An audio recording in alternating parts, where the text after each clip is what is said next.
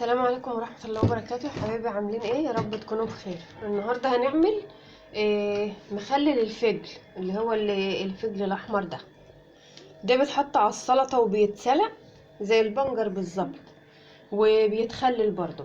هنخللوه مع اللفت. انا عملت برضو مخلل اللفت قبل كده، بس ما كانش ده لسه طلع. اللي على فكرة الفجل الاحمر ده مغذي جدا وفيه فيتامينات كتير زي اللفت بالظبط. خلاص هنجيبه زي ما انتم شايفينه كده وهنغسله، وهنجيب الفلفل اللي هو ده لسه نازل برضو، اللي هو زي الكوب ده، مش الكوب الاخضر الكبير ده، فلفل تاني خالص، نوع تاني اسمه سوداني، اللي هو بيتعمل في المخلل الاحمر مع الليمون المعصفر. خلاص هنغسله كويس كده وهنسيبه في الميه شويه، زي ما انا بقى معرفاكم كل مره ان احنا هنقطعه ازاي. خلاص كده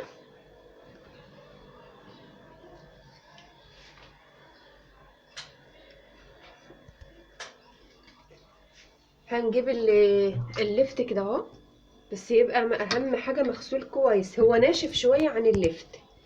خلاص احنا اول ما نقطعه بالسكينه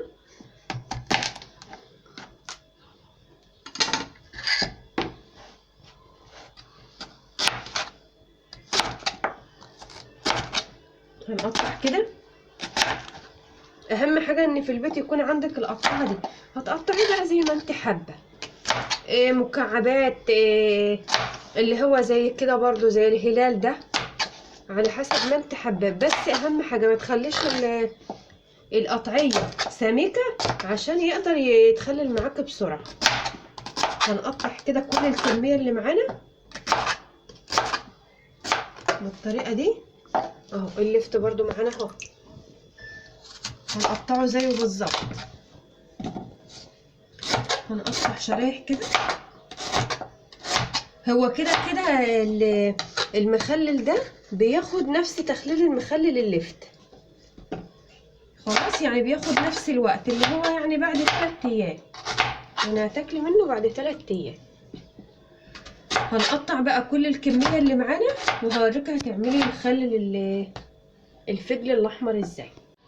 بصوا يا حبايبي، بعد ما عملنا اللهم صل على النبي الفجل الاحمر بالطريقه دي زي ما قطعناه كده هو واللفت، خلاص. وهيبقى معايا الفلفل ده غسلناه بالطريقه دي عشان ما يبقاش فيه رمله او فيه طينه، ده لازم يتغسل كويس. دقنا هنا شطه حمراء حراقه حاميه يعني، على شطه خضراء، ماشي.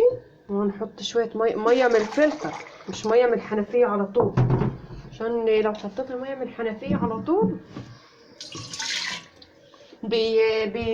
يومين بس وبتلاقيه عامل ريم كده، ما بيبقاش حلو خالص بصراحه.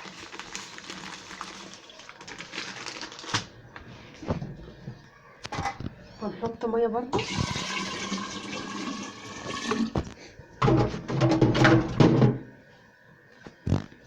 انا بحب اعمل مخلل على طول، بس انواع يعني، عشان بصراحه لازم بقلبي بايدك بقى، طبعا ايدك نظيفه يعني، ومش متعوده ان انا احط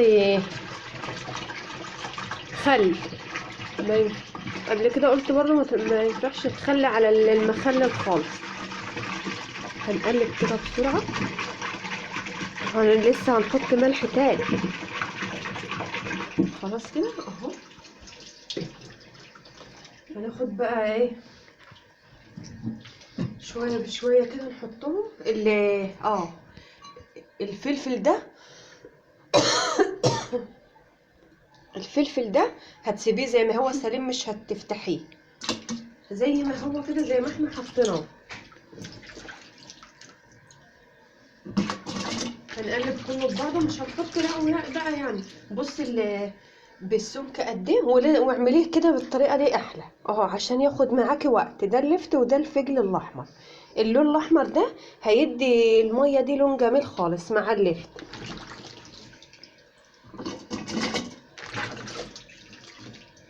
يعني ايه، خلي التقطيع كويس، لا تخينه قوي ولا رهيفه قوي. التخينه قوي ديت هتاخد معاكي وقت، يعني عبال ما تخلصي البرطمان هتلاقيها زي ما هي ماسكه نفسها. انما لو رهفت القطعيه قوي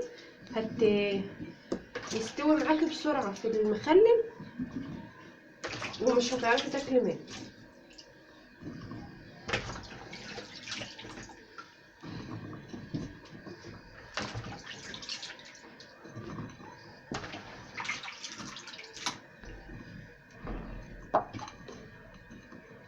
هو عشان بس هو هياخده كله ان شاء الله. بصي بقى تعملي كده، الميه برضو هتطلع فوق، خلي بالك هتعملي كده.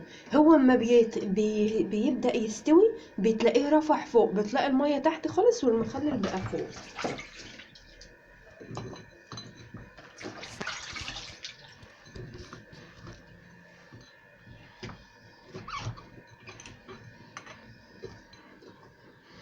هنحط كويس هنرص كويس كده خلاص يعني خلاص. انا قبل كده قلت ايه، بلاش نعمل المخلل في اللي هي الحاجات البلاستيك، مش كل البلاستيك اللي تعملي فيه مخلل. خلاص كده، عشان انا هعمل في حاجة بلاستيك دلوقتي بس نوع نظيف، يعني نوع من البلاستيك الباغي اللي احنا عارفينه كلنا ده. انا كده زودت اهو. بص بقى، هناخد المية برضو، المية هتطلع معانا فوق.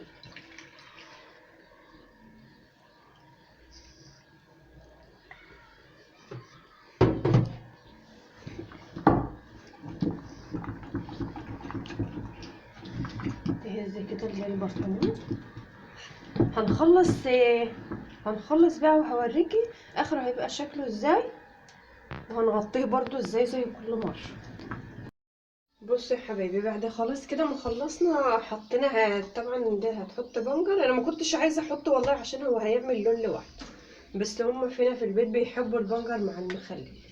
وهتقطعي ليمونه بقى وتحطها على الوش، وقرن فلفل من ده ماشي، وشويه حمص الشام. الحمص ده الكبير، مش هتسلقيه ولا حاجه خالص، هو عبال ده ما يستوي هيكون ده استوى. يعني يومين ثلاثة بكتير، يعني 3 أيام بناكل من المخلل دوت.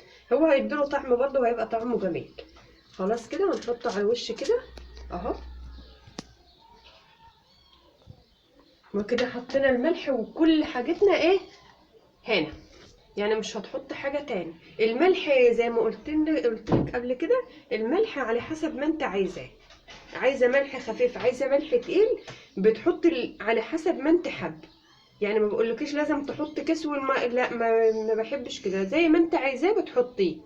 خلاص كده عرفنا البتاع ده الفجل المخلل بيتخلل ازاي مع اللفت، مع حمص الشام، مع الفلفل الحامي، الفلفل اللي هو ده اللي انا وريته لكم ده اهو. هتحط كله مع بعضه بالطريقه دي كده. هتسيبيه بقى نلبسه كيس زي ما احنا عارفين كل مره، اي كيس عندك بقى. هنعمل كده عشان طبعا ما يخشهوش هوا خالص. ما تفتحيش عليه بقى، ما تفتحيش عليه لما تحس ان الميه اتغيرت والميه المخلل طلع فوق شويه واللون ده بقى اصفر ماشي. هتربطي وما تاخدي، اما تاخدي مخلل ما تاخديش بايديك وتحطي ايدك كده وتاخدي بمعلقه هتاخدي اللي انت عايزاه وتغطي عليه تاني بنفس الطريقه. هو كده كده يعني ده مش بعد ما يتخلل ما بيقعدش معانا يجي 4 ايام في البيت. يعني عندنا بسم الله ما شاء الله. لسه بقى هنعمل برضو مخلل الكرنب، عملته قبل كده ماشي. هو انطلب مني والله مخلل الكرنب ومخلل اللفت والمخلل اللي هو الفجل الاحمر. ومطلوب مني برضو ان شاء الله اللي هو مخلل البنجر لوحده. ان شاء الله هعمله لكم برضو وهنشوفوا طريقته. ويا رب يكون عجبكم الفيديو، وباي باي.